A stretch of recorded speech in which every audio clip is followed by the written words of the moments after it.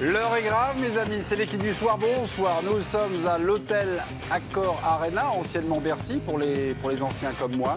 Les Bleus se préparent à affronter la Serbie. L'enjeu, c'est une place pour la finale de l'Euro de volley, avec déjà la Slovénie qui est qualifiée. Bonsoir, mes amis, on a perdu la musique. Qu'est-ce qui se passe, mes petits en régie? Voilà, c'est l'œil du tigre ce soir. Le sondage du soir. Alors, il y a un sondage en première partie. Exceptionnellement, la France battra-t-elle la Serbie ce soir? Sondage du soir, compte Twitter de l'équipe du soir. Vous allez être nombreux à voter. On aura la consultation juste avant, le pronostic, juste avant de se quitter, passer la main à Maître Ben Terki qui va nous attendre du côté de l'hôtel Accor Arena. Je ne lui fais pas, je vais dire Bercy.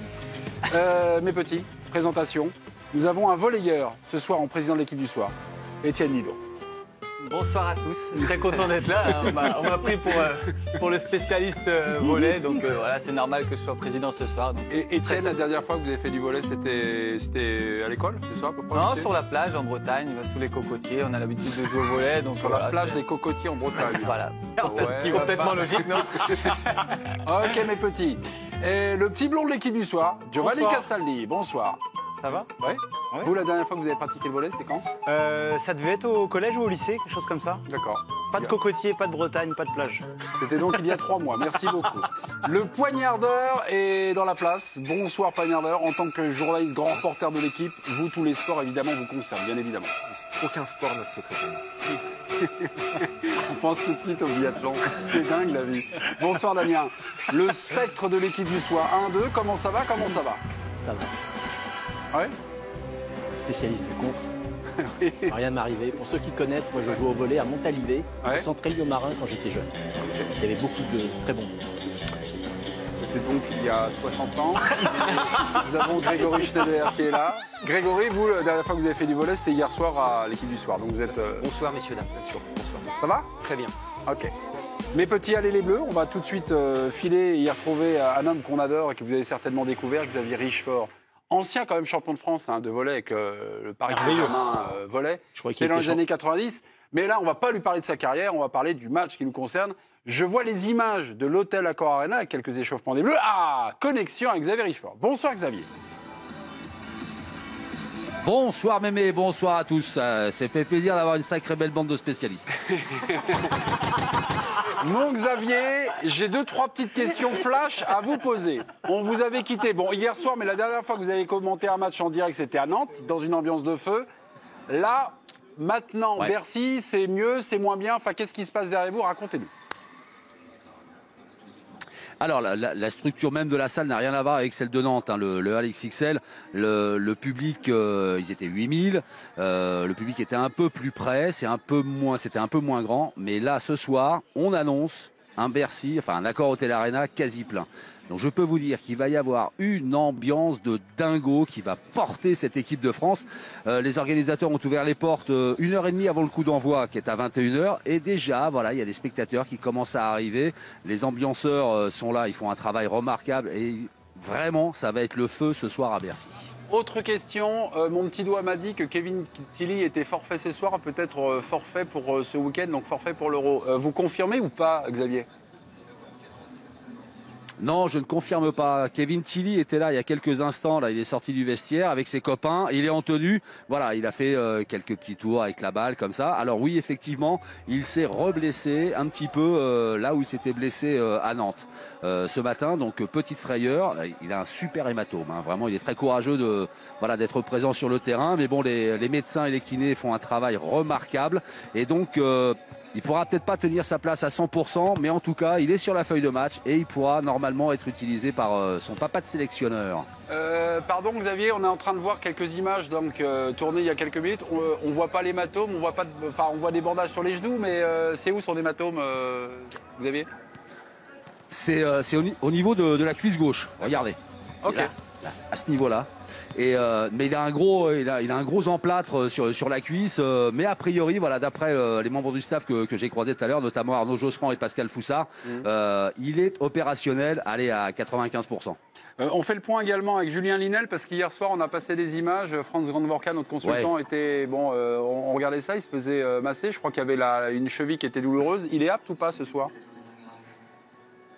Oui, il est apte à 100%, ça c'est l'autre bonne nouvelle. Il y a eu une grosse frayeur, lui-même a eu très très peur. En fait, à l'échauffement, à l'entraînement hier soir, il est retombé sur le pied de Jean Patry. La cheville a tourné, mais il a été pris en charge très vite par, encore une fois, le staff médical qui fait des merveilles. Et il est opérationnel à 100% ce soir. Donc voilà, une équipe au complet pour affronter une grosse équipe de Serbie. Il va y avoir de la baston ce soir encore. Juste avant de vous laisser, mon cher Xavier, les Bleus donc, ont la caractéristique d'aller rechercher dans le match des ballons impossibles.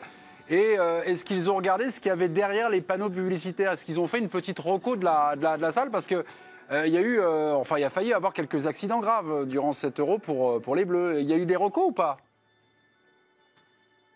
Mémé, ils s'en foutent. Ils s'en foutent. S'il y a un ballon qui va là où, ils vont y aller. Ils vont escalader les gradins, ils vont piétiner les spectateurs. Ils s'en foutent. Alors, les bancs ont été enlevés. Hein, derrière les LED, les bancs réservés aux photographes ont été enlevés parce que c'est à cause d'un de ces bancs que Kevin Tilly s'était blessé. Mais voilà, mais banc ou pas banc, ils vont y aller. Quoi. Je vous dis, s'il y a une balle qui va au-dessus du ministère des Finances qui est à côté, ils vont aller le chercher le ballon. C'est pas un souci.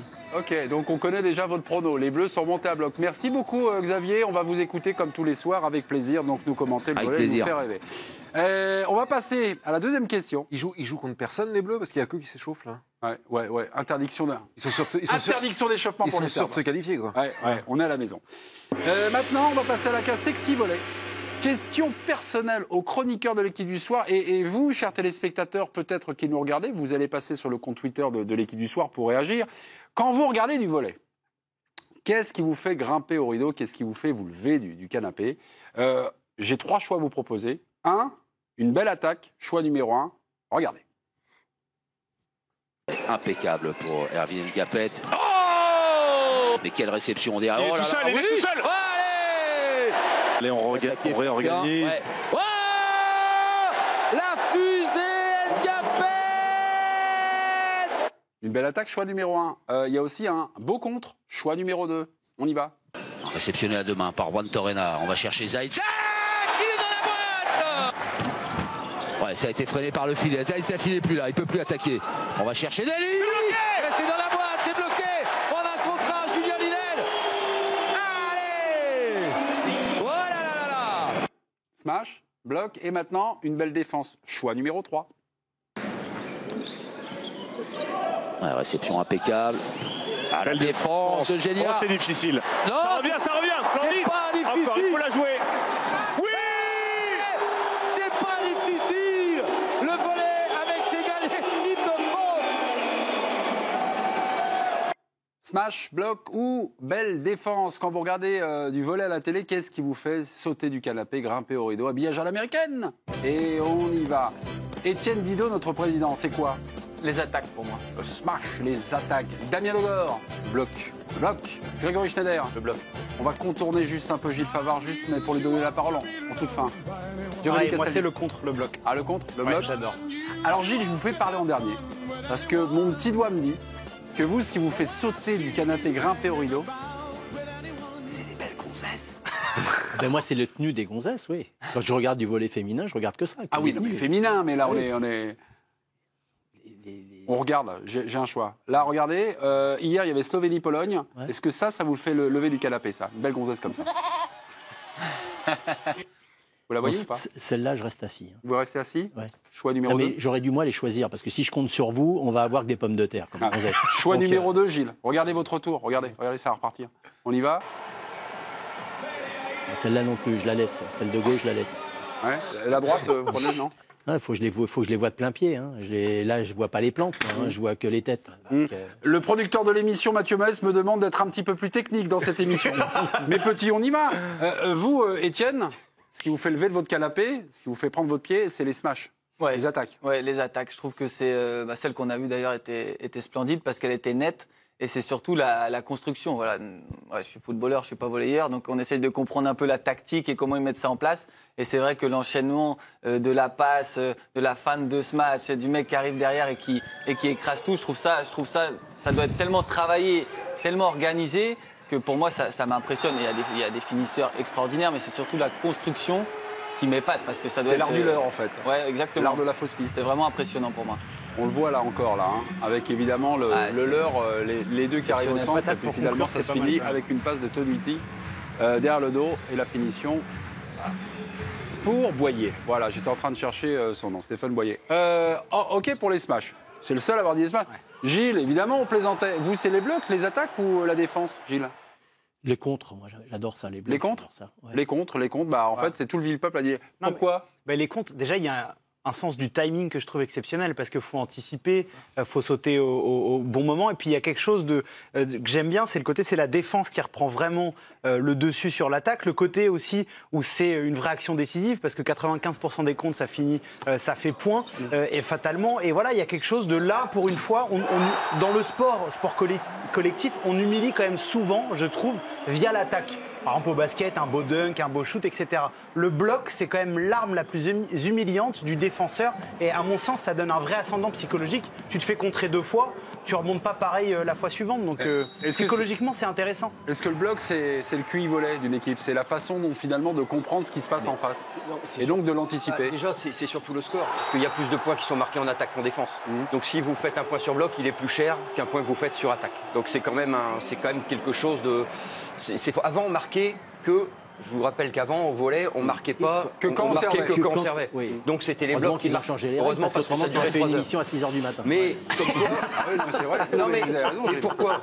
Parce que c'est là que c'est compliqué, donc c'est là que ça marquait. Donc ils ont changé les règles, effectivement, mais reste, je trouve que ça domine un petit peu ce sport-là. Bloc, Gilles Favard. Non, mais on va... Non, mais sincèrement, on va prendre pour un abruti. Le problème des gens qui attaquent, c'est extraordinaire ce que dit Étienne. Mais le fait de défendre, pour avoir discuté avec des volleyeurs, il y a des types qui mettent leurs bras d'une certaine façon pour que ça contre d'une certaine façon. Donc déjà, techniquement, arriver à ce niveau-là... La position des mains, quoi. Suivant la position des mains et suivant le frappeur d'en face, ils savent qu'il va frapper de droite à gauche ou de gauche à droite et qu'il va mettre un effet. Et eux, ils mettent leurs mains en opposition pour justement contrer l'effet. Et je trouve... qu'à ce niveau-là de la compétition, arriver à faire ce genre de geste, c'est prodigieux. Mais c'est prodigieux aussi bien d'un côté sur l'attaque qu'aussi bien sur la défense. Mais effectivement, comme le disait Grégory, très justement, c'est qu'on marque beaucoup plus de points sur des comptes maintenant depuis qu'il y a eu les changements de règles. Voilà. Damien, tout a été dit ou non? Il y a des petites choses qui vous plaisent dans les contres, dans les blocs que vous avez sélectionnés. Non, mais Greg, vous n'avez pas bloqué, vous n'allez pas contrer Damien? Non, mais après, je trouve que vous avez oublié quelque chose. Ah, d'accord, mais peut-être qu'il va le dire. Vas-y. Le service. Je t'en prie. Le service. Ah ben je sais pas, mon vous proposez, vous auriez pu nous dire le service. Non, parce que depuis le début de l'Euro, non, parce que vous faites 3 choix. On a 3 choix. Je suis dossier. Mais attendez, moi, je rentre dans le cadre. Non, mais c'est pas l'école. Si vous le faites venir demain, il devient entraîneur. Sur le volley. Tous les jours, il avance. Par exemple, hier, on nous a Grand Vorka qui était là nous a expliqué que les Slovènes. France Grand Vorka. Oui, que les Slovènes battent les Polonais sur le service et sur l'intensité au service. Puisque dès le service, ils ont un ascendant. Et ils ont très peu raté. Compte tenu de la prise de risque, ils devaient beaucoup rater, mais ils ont très peu raté. Et tout l'ascendant du match est venu du service. Donc c'est quand même l'une des clés. Tiens, on vous a mis Stéphane Boyer, le meilleur serveur des Bleus. 9 face contre l'Italie. On revient à Damien Degord. Oui. On a tout dit ou vous aviez un petit truc qui vous plaît dans les contres? Non, mais c'est ce qui vous fait lever de votre canapé. Moi, j'ai une plus grande sensibilité dans les sports co pour la défense. Je suis plus, c'est peut-être pas bien, mais plus Atlético de Madrid que Barcelone de manière générale.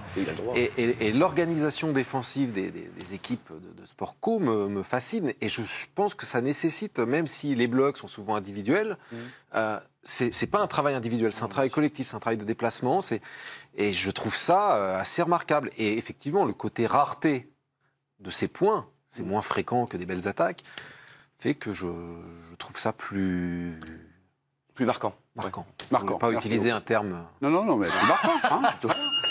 Mes petits, troisième question ce soir. Euro réussi, France-Serbie match pour retrouver donc dimanche, éventuellement en cas de victoire, la Slovénie déjà qualifiée pour la finale. France-Serbie, est-ce le match clé pour un Euro réussi? Damien, vous avez fini, vous commencez. Tiens, est-ce que c'est ce soir? Non. Non, le match clé, l'Euro réussi, c'est quand vous le gagnez. C'est un Euro chez vous. Non, là-dessus, je suis pas. Je trouve que on est beaucoup plus. Alors ça, c'est quand même assez fascinant. On est beaucoup plus clément avec tous les autres sports collectifs que le football.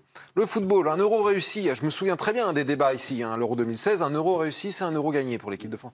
Et là, le volley, parce que c'est des volleyeurs, parce que c'est des mecs accessibles, parce que c'est des mecs qu'on connaît plus facilement, qu'on approche plus facilement, il ferait une finale, ce serait réussi. Non, mais pour moi, un objection. euro réussi est objection un de euro Giovanni. gagné. Non, justement, mais c'est pour ça que c'est un match clé, parce que je vais aller dans ton sens, Damien. C'est-à-dire que ce Non, mais soir... tous les matchs sont clés à ce moment-là. Oui, non, mais ce que je veux dire, c'est que non, parce que là, on est en train de se dire, parce qu'on se réfère aux propos d'avant-compétition. On nous avait annoncé, ça serait bien déjà d'arriver dans le dernier carré, de faire cette demi-finale, d'aller à Paris, de monter à Paris. Moi, je pense, et encore plus avec la défaite de la Pologne, comme on l'a précédemment dit sur ce plateau merdi, après le match face à l'Italie, je pense que cette équipe-là, compte tenu de ce qui s'est passé, elle doit aller au bout. Et qu'importe ce qui se passe, si tu perds ce soir en demi-finale, ça sera un échec. Il faut le remporter, cet euro. Et en plus, il y a une donnée qui est hyper importante pour le volley. C'est-à-dire que tu peux vraiment créer quelque chose en remportant 7 euros à la maison. Non, mais on est d'accord. En fait, on arrive à la même conclusion. Mais c'est ce que je Il y en dis. a un qui n'est pas d'accord, on va le laisser Ouais, parler. bah, il va commencer par acheter un dictionnaire, ensuite on verra.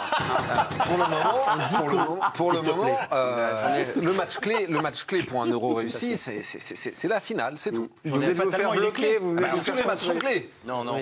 Tous les matchs sont clés. Du premier tour. Est-ce un match au dernier. c'est pas enfin. Est-ce un match clé pour un euro Vas-y, réussi? Greg. Te laisse Pourquoi pas ce impressionner. qu'a dit Damien en 2016, pourquoi il y a eu cette histoire de s'ils vont en finale, c'est un euro réussi. C'est Le Gret qui a dit ça et personne d'autre. Pourquoi Le Gret a dit ça? Parce que tu organises ça à domicile. Donc il faut faire vivre ta compète jusqu'au dernier jour. Créer de l'enjeu. Oui, puisqu'une finale sans les Bleus, il y a quand même une désaffection. Le pays ne vit plus à ce rythme-là. Greg, je me permets, il n'y a pas que le Gret. Oui, mais le Gret, dans les ouais, mais c'est pas rien. les débats quels Ouais, qu'ils mais soient, bon, un euro réussi était un euro gagné. Bah, je sais pas, mais le fait que le président de fédération mette ça comme feuille de route, moi, m'avait un peu marqué parce qu'effectivement, ça contredit, comme tu le dis, le sport pur. Mais ce que je veux dire, c'est que l'idée, c'est aussi de pouvoir faire vivre jusqu'au dernier match. Et être en finale, ça suffit pour ça, quelque part. Je veux dire, après, ils sont déjà champions d'Europe, par ailleurs, alors ils seraient contents de le redevenir, ils l'ont été en 2015. Donc je pense quand même que quelque part... C'est pas suffisant Si pour tu vas, oui, mais tu fais vivre jusqu'à la dernière seconde, tu vis avec ta sélection. Voilà. Moi, je te pose juste une question. Est-ce que tu penses que quand ils ont dit ça serait bien qu'on arrive à Paris dans le dernier carré, dans leur tête, Bien sûr que non. qui ne pensaient pas, ils se disent bon, le dernier carré, c'est le minimum, mais ce qu'on veut, c'est la timbale. Oui, mais Donc, alors, ils ont raison, quelque part, ils ont raison. Mais effectivement, si aujourd'hui ils passent au travers, ça va être une déception. Aujourd'hui, ça va être. Mais il y a quand même effectivement, je pense qu'en plus, si vous voulez, ils sont plus à la recherche d'une connexion avec le public, que d'un succès pur et dur. Alors, ça passera. La connexion passe par le succès. Mais si t'es jusqu'à dimanche, la connexion elle est faite. Tu fais 2,5 millions de téléspectateurs dimanche. Tu fais la connexion est faite. suffit pas. Là, on est en direct, mes petits. Hein. Là, Pour ces matérialiser. images-là, c'est actuellement ce qui est en train de se passer, avec beaucoup de concentration, vous voyez, sur le visage des joueurs. Là, ils sont passés vraiment en mode Ils warrior. nous regardent, là. Là, je pense qu'ils vous écoutent. Voilà. Juste, Joe, je vous coupe mes Allez-y. petits. Euro réussi pour un match clé pour un euro réussi. J'ai pas la mémoire courte. La première fois qu'on avait passé un briefing de Laurent Thuilly, c'était le match d'ouverture. France-Roumanie, une demi-heure avant le match. Écoutez ce qu'il dit à ses joueurs. Vous savez tout le temps que le premier match d'une compétition, c'est toujours un peu plus compliqué que les autres matchs. Pour l'ambiance, c'est le premier match de la compétition. On se cherche tout le temps. Et en plus, c'est nos championnats d'Europe en France. En plus, avec une salle vide ou une salle pleine, on n'en sait rien. Avec les problèmes de sponsors ou pas sur les maillots, on n'en sait rien. Ce qui nous intéresse, nous, en tout cas, c'est que et uniquement le terrain. Alors, l'euro, est-ce que c'est déjà réussi? Parce que lorsque la France a commencé son euro, même Laurent Thuilly ne savait pas si la salle allait être vide et pleine. Et puis, il y a eu toujours ce problème de sponsor maillot qui est arrivé à la dernière minute. Non mais attendez. Là, c'est une happy end, déjà. Mais d'accord. Non, c'est Mais pas non, une happy end. mais Le sponsor justement- maillot, c'est pas. Alors, le sponsor maillot, c'est pas une happy end. Ça, ôtez-vous ça de l'esprit parce que c'est pas la vérité. Je vais me faire engueuler ou quoi? Non, il était. Non, mais alors le sponsor maillot, je suis quand même un petit peu allé au. Il était en vente 350 000 euros. Elle est où? Non, mais si tu lisais la noble parution qui m'emploie, tu aurais l'histoire. Donc, il était en vente 350 000 euros. C'est le petit Robert. Et il n'arrivait pas à le vendre, cet espace. Et les stars de l'équipe ont commencé à râler. Quand Gapet parle publiquement, ça a du poids. En disant, nous, on fait notre boulot sur le terrain, mais la Fédé fait pas son boulot, elle a foutu de vendre le truc. Et miraculeusement, à 24 heures du début de la compète, voilà un sponsor qui débarque. Et il y a des gens en interne. À quel tarif? Et tout le monde pense que c'est bradé à 50 ou 60 000. Ce qui serait quand même, les joueurs l'auraient mauvaise.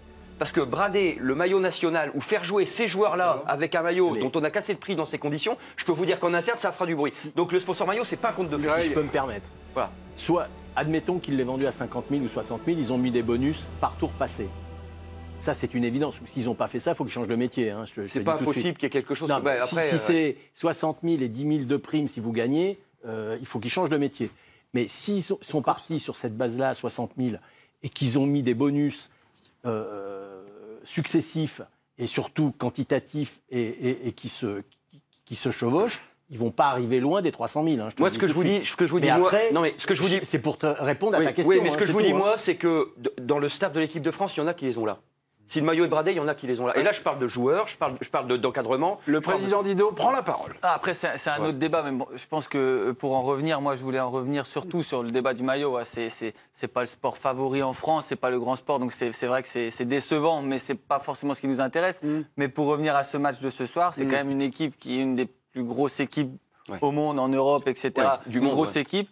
C'est chez nous en France, ils ont été champions d'Europe il y a quelques années. Je pense que s'ils ne gagnent pas ce soir, pour moi, c'est une déception. Et surtout quand on écoute la causerie coach, il dit bien, ce qui nous intéresse, c'est le terrain. C'est le terrain. Et pour eux, je suis convaincu qu'il est mauvais. Je ne sais pas, parce que peut-être qu'en termes de primes, ce ne serait pas tout à fait la même chose pour eux, effectivement.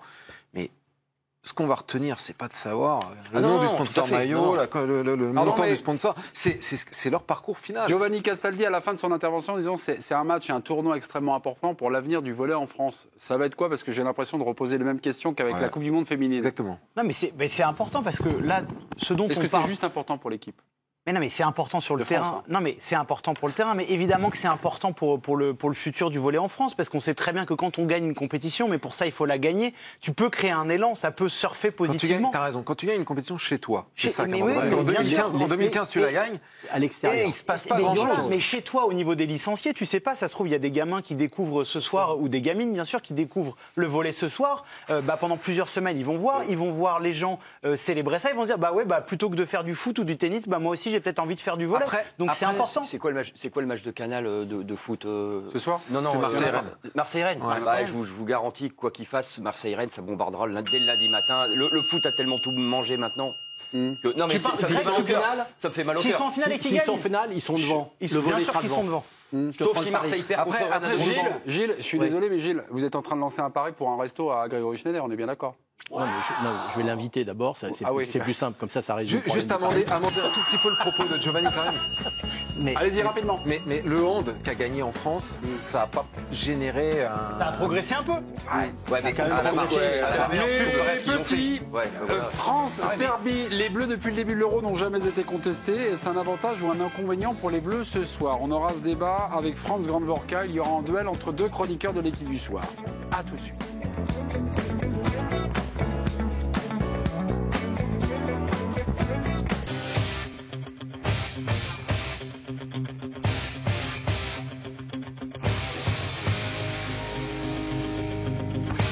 France-Serbie dans quelques minutes sur la chaîne L'équipe. France-Serbie, demi-finale de l'Euro. Regardez l'échauffement. Derby Gapet, ces images sont en direct. Et oui. Qu'est-ce qu'il y a, Gilles? Rien? Il y a un retour qui va pas, mon un retour, il y a un truc qui a commencé à 20h. Ah, il y a un petit La truc Ligue 2. Ah, c'est d'accord, très bien. Non, Gilles, ce soir, c'est France-Serbie, c'est les demi-finales de l'Euro. En attendant peut-être une victoire contre la Slovénie dimanche en finale. La Slovénie déjà qualifiée. France-Serbie, donc depuis le début de ce tournoi de 7 euros, les Bleus ont écrasé l'adversité. Un seul set perdu en match de poule face à l'Italie. Pas plus d'1h30, c'est la durée moyenne des matchs. Les Bleus n'ont jamais été contestés. C'est peut-être là le problème. Est-ce un avantage ou un inconvénient pour les Bleus ce soir face à la Serbie de n'avoir jamais été contestés dans ce tournoi? À cette question, deux chroniqueurs ne sont pas d'accord. Jingle, c'est un simple duel. C'est un avantage, c'est de la dynamique, va nous dire Giovanni Castaldi. C'est un inconvénient pour Grégory Schneider. Avantage, Giovanni Castaldi. Vous avez 30 secondes, c'est à vous. Mais pour moi, c'est un avantage parce que, comme vous le disiez, Mémé, la confiance et les repères sont importants. Si en face, il y avait un adversaire que l'équipe de France ne connaissait pas, eh ben, ça pourrait peut-être être un désavantage. Mais là, l'équipe de France, c'est exactement comment va attaquer cette équipe serbe, comment va jouer cette équipe serbe. Et du coup, ils avaient besoin, avant cette rencontre, de se rassurer. C'est un Euro à la maison, il faut gérer le public, il faut gérer les émotions. Et l'équipe de France a su se rassurer dans son jeu, aussi bien offensivement, mais surtout défensivement, où elle a fait, et comme on l'a dit, des points absolument exceptionnels. Donc c'est un avantage confiance. Attention, Giovanni, vous ratez du temps. Oui. Ils sont champions d'Europe en 2015, ils battent les Bulgares en demi-finale, ils sont menés 2-7-0, il n'y a rien qui va. Et en jouant pas très bien, ils arrivent, en se concentrant sur des petites choses, à remonter la pente et à gagner dans une ambiance indescriptible. C'est ce que Kevin Tilly a vu de pire de toute sa carrière. Et il me dit, la finale, il ne pouvait plus rien nous arriver parce qu'on était un peu revenus d'entre les morts, quoi. On était revenus d'une zone d'où on ne pouvait pas sortir. Ce que je veux dire, c'est que la difficulté en sport est fondatrice. Elle vous fait sortir des nouvelles choses, elle vous fait vous découvrir. Là, ça fait quand même 15 jours que c'est un peu trop facile, je trouve. Je ne dis pas que c'est si pénalisant que ça, mais c'est certainement pas l'avantage. Ok, Grégory Schneider ou Giovanni Castaldi, compte Twitter de l'équipe du soir. Vous votez pour qui à cette question cruciale? Étienne Didot, Giovanni ou Grégory? La semaine dernière, on parlait un petit peu de ce thème avec l'équipe de rugby. Et on se disait, est-ce que la difficulté va aider l'équipe de France pendant cette Coupe du Monde? J'avais répondu que oui. Parce que je sens que l'équipe de France a besoin de ça et peut se nourrir de ça, de rugby, j'entends. Après, sur cette compétition, je vois l'engouement qu'il y a, les salles, l'ambiance, tout ce qui règne autour de cette équipe.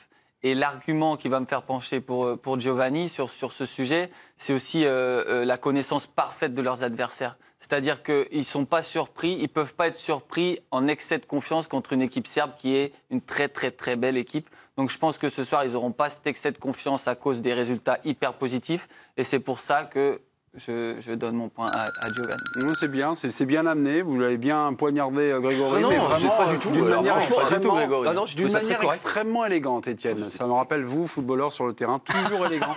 Bien sûr. Pour mettre la petite Le Breton semelle. est élégant. Sauf quand il attrape les homards. Il nous attend.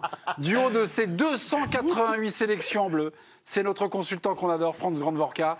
Bonsoir à vous, mon cher Franz. Alors, il y a quand même une inconnue dans cette rencontre. C'est que finalement, depuis le début de l'Euro, les Bleus n'ont jamais été contestés. Pour vous, c'est un atout, une source d'inquiétude ou un inconvénient?